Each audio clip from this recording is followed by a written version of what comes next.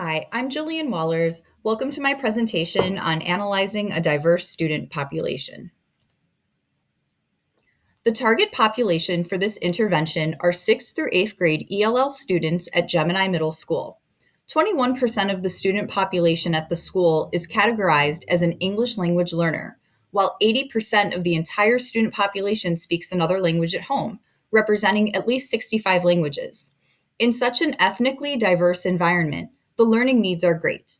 Sampson and Collins mentioned that teachers need to consider oral language development, academic vocabulary, and cultural awareness to best meet the needs of ELL students.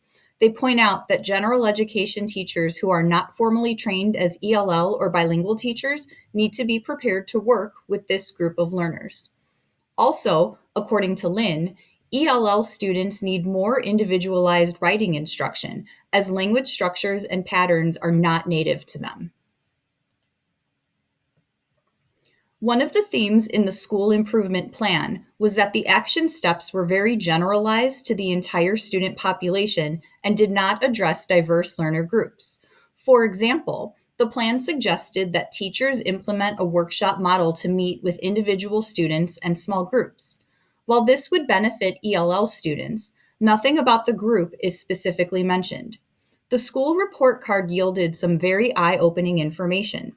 Standardized test results from 2021 indicate that 34.2% of the total students met or exceeded ELA expectations, but only 4.8% of ELL students met ELA expectations.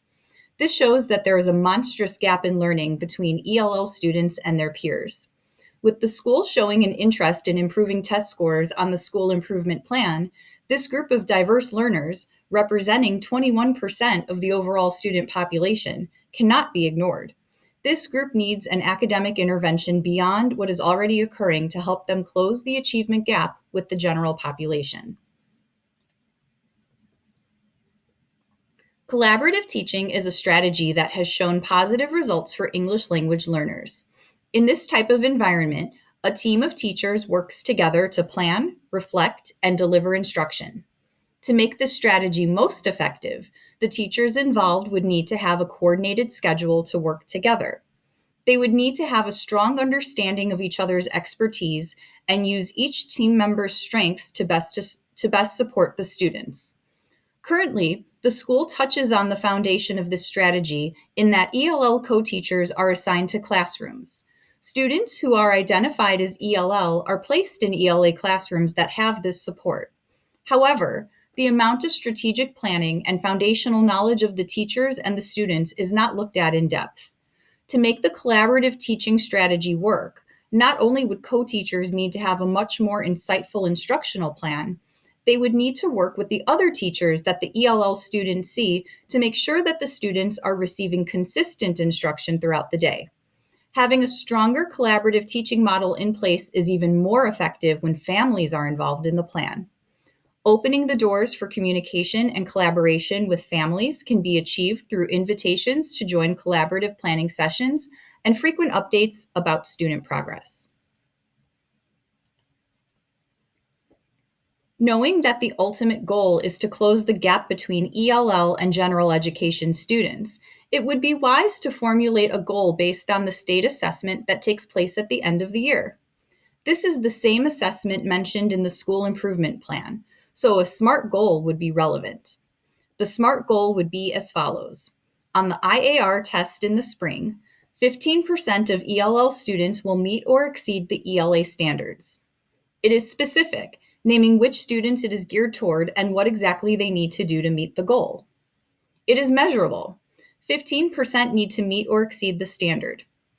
It is attainable because it is a small increase over the previous test result, with the students having more support in place. It is relevant because this standardized test is how the school is measured. It is time-based as it can be completed when testing occurs in the spring. Having students accountable for their own learning is always beneficial. It will allow for them to increase their confidence and put more value in their work. Being upfront with the students about what the goal is and how the teachers are working together to help meet that goal will keep the students invested in the process. The students should participate in tracking their own progress throughout the year through assignments, assessments, and meetings with their teachers. Including students in communication with their families would also be a great way to increase success. References are provided for your convenience. Thank you so much for watching.